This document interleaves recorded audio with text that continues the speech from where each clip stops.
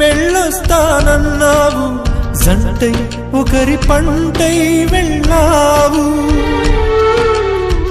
కరుణిస్తానన్నావు, వరమిస్తానన్నావు, కరువై మెడకూరివైపోయావు.